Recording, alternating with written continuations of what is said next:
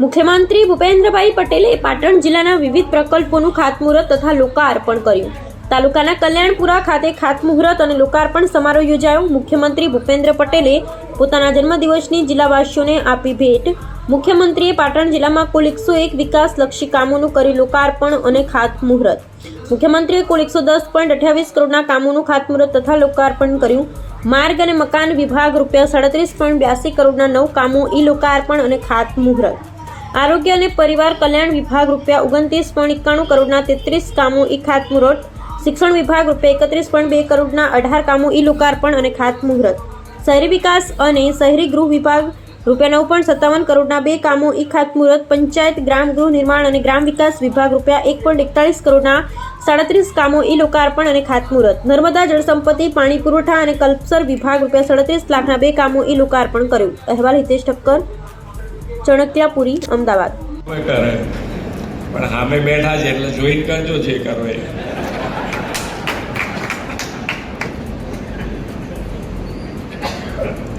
પણ વિસ્તારના કામ માટે હંમેશા એમણે જાગૃતિ બતાવી છે. એમની કામ કરાવવાની પદ્ધતિ બહુ સારી છે. ગમે તેમ કરીને આપણી જોડે હા પડાય છૂટકો કરે. એટલે વિસ્તાર માટે ખૂબ સારા કામ. અને જો તમે તમારી પાસે કોઈ પણ વિગત હોય તો એમને તમારે કામ કરાવવા માટે અમે બી તૈયાર છે કામ કરવા. શું અમારે કે આજે માનનીય વડાપ્રધાન શ્રીએ હર હંમેશ નાનો માણસ, છેવાડાનો માણસ અને નાનામાં નાનું ગામ હોય તો એ ગામમાં આત્મા ભલે ગામડાનો હોય પણ સુવિધા શહેર જેવી કેવી રીતે થાય એના માટેનો હર હંમેશ પ્રયત્ન કર્યો છે.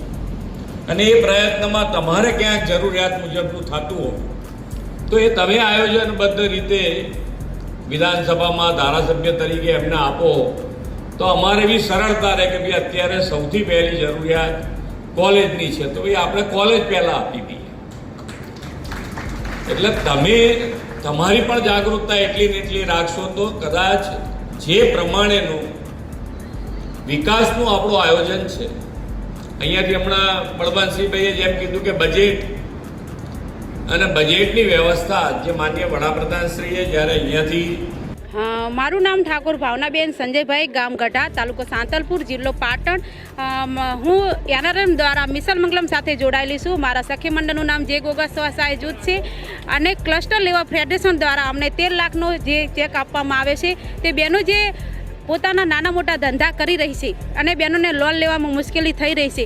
માનનીય મુખ્યમંત્રી ભૂપેન્દ્રભાઈ પટેલ દ્વારા જે બહેનોને આજીવિકા વધે અને તે આત્મનિર્ભર બને, પોતાના પગ પર ઊભી થાય તે માટે આ 13 લાખનો ચેક આપવામાં આવે છે.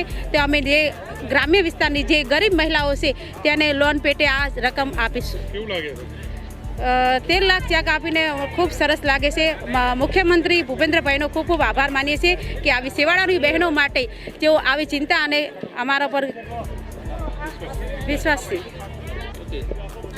આજરોજ સાંતલપુર મુકામે માનનીય મુખ્યમંત્રી શ્રી ભૂપેન્દ્રભાઈ પટેલ સાહેબના વરદ હસ્તે આજે વિદ્યાસહાયક તરીકે મને નિમણૂક મળી છે. સાંતલપુર તાલુકાનું પાટણકા ગામ જે શાળા મળી છે મને, એ બદલ મુખ્યમંત્રી શ્રી સાહેબશ્રીના હસ્તે આજે મને નિમણૂક ઓર્ડર મળ્યો છે. તે બદલ મુખ્યમંત્રી સાહેબશ્રીનો ખૂબ ખૂબ આભાર.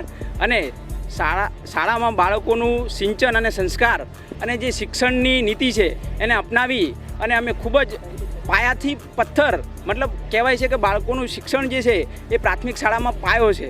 એ પાયાને અમે અનુરૂપ કરી અને ખૂબ જ યુવા જે બને છે યુવા બાળકો એ એમનું સિંચન સારી રીતે કરશું એ જ અભ્યર્થના સાથે.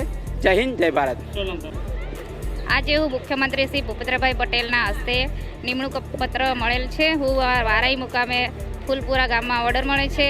હું ગામમાં રહીને સારું શિક્ષણ આપીશ, બાળકોના ભવિષ્ય માટે આગળ વધે તે માટે પ્રયત્નો કરીશ અને મારી સેવાને હું સારી રીતે પૂરી પાડીશ. મારું નામ મકવાણા સ્નેહલ કુમારી ત્રિભુવનભાઈ છે.